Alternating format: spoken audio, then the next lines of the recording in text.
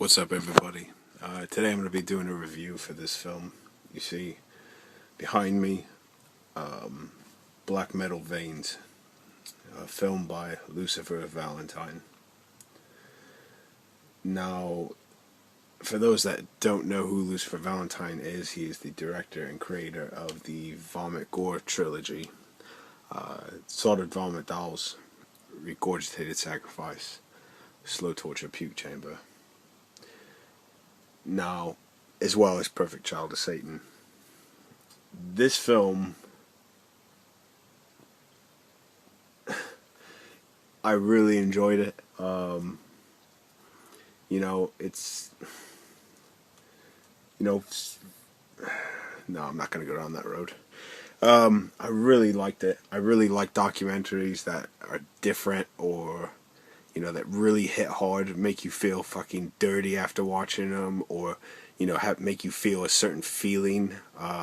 Something that give you, something that raised the hairs on the back of your neck, something that, makes you feel uneasy watching, something that, maybe disturbs you, or something that sits in your mind for a few days afterwards. I love watching documentaries like that. And the thing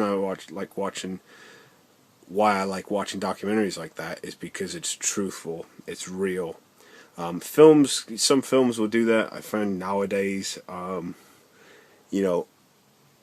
quite desensitized to certain films, like extreme films, mainly because I know it's a film. I find real life situations more frightening and disturbing than, just certain types of gore or, things of that nature. Just pure shock value things, situations. But, this documentary is really, really interesting. I've seen documentaries on, like, drug users before, but this is done in a more in-your-face, kind of like, you are almost in there, in the room with them half the time. It's just the way it's shot, the feel of it, the way they act in front of the camera, the way they just are in front of the camera. You kind of like, at first you get a glimpse in, and then okay, here's these characters, okay, see what's going on, and halfway through, you are like, it follows 5 people mainly. You got Raven, Autumn Misery, Brad,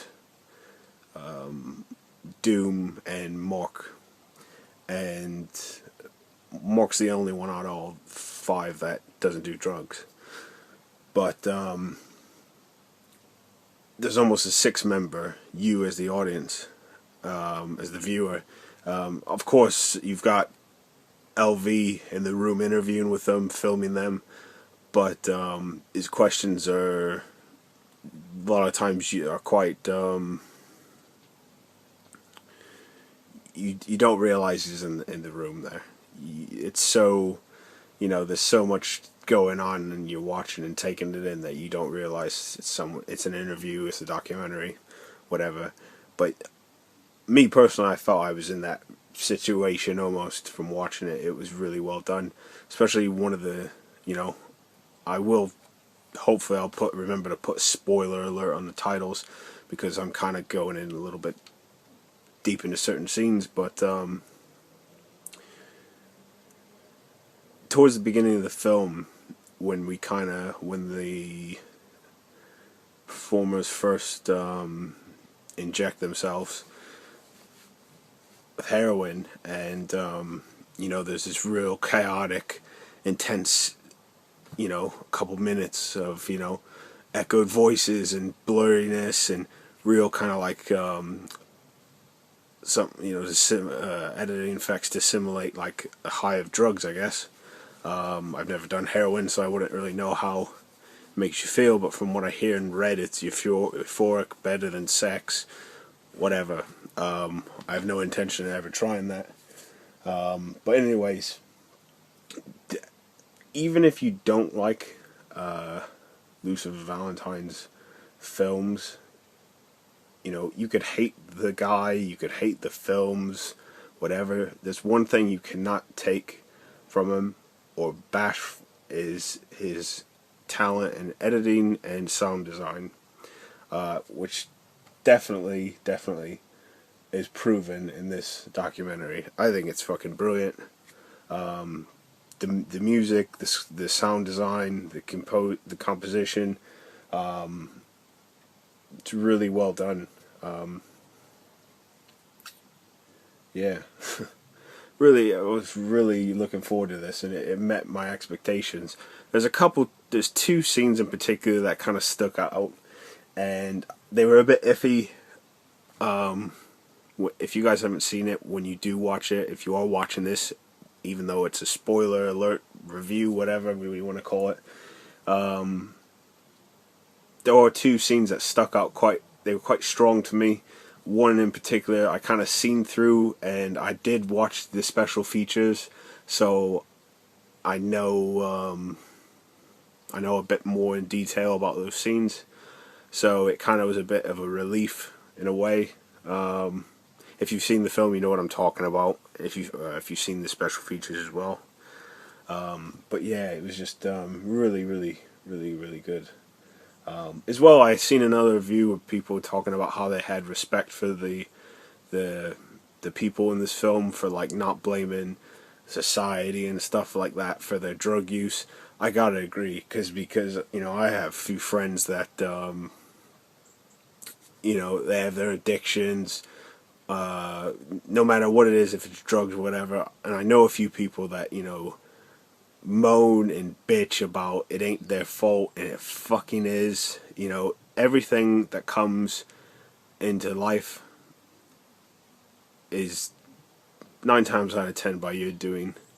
That's not to be a prick and say, you know, you deserve this or anything, but it was really reassuring to find, you know, in this, they didn't blame anything. They took, you know, they took credit for everything they've done.